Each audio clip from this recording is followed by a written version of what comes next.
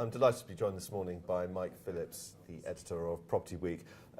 Property Week is, like all business-to-business publications, facing up to the challenges of the multimedia market. How are you addressing these issues? For us, you know, the big thing recently for Property Week was the digital offering. For a long time we've had a website. 2 years ago that website turned from being free to paid for, and obviously that had a sort of immediate effect in a sort of drop off in the number of users, but that's kind of back up to above the sort of previous levels, and everyone's paying for it now, so that's fantastic for us in the digital sense. And obviously we have the iPad edition now as well, which sort of blends the website offering with the magazine. So for us, we've got the platforms there. The magazine's been around for 25 years. The website and the iPad are there, and the smartphone as well. We've got the platforms, we've got the ways of getting the content to people, and now it's just kind of finding out how they want to read it and the best ways for us to kind of deliver within those platforms. So the journalism's sort of there, the platforms are there. It's just how we sort of get things over to people and understand the ways people read in the kind of new modern world.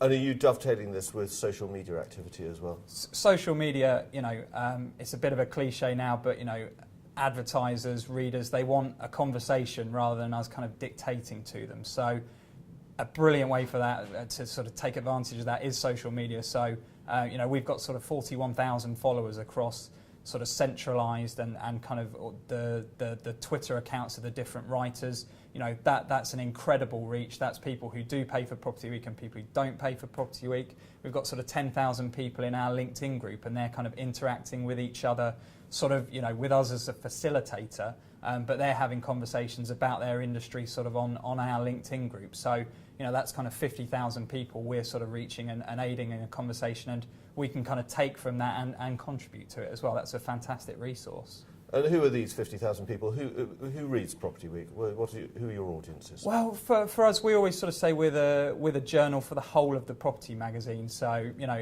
investors, developers, surveyors, the lawyers, and, you know, increasingly a big part of what we're doing is the residential sector. You know, we kind of have 2 pages of the magazine every week is dedicated to residential, plus a whole big chunk of the news section. We have a residential sort of focus zone on the website and on the iPad as well. So in terms of our readers, I think it's something we've perhaps underexploited in the past, and we're really sort of trying to get a hold of that and sort of, you know, focus on the fact that the property industry is changing. You know, the commercial developer who sort of thought resi a bit grubby and kind of below him previously, that doesn't exist anymore. Sort of the commercial world has cottoned on to the fact that residential needs to be a major part of what they do, and we're trying to mirror that as well.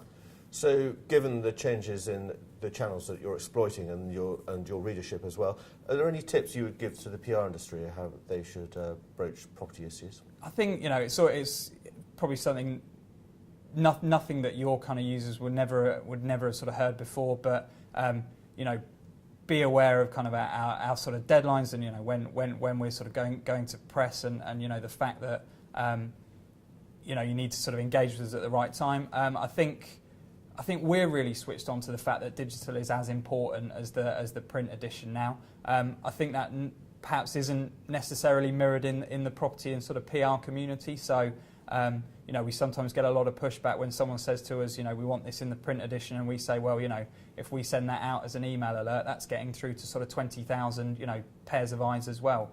I don't think the PR community has perhaps quite cottoned on to the impact of the digital world.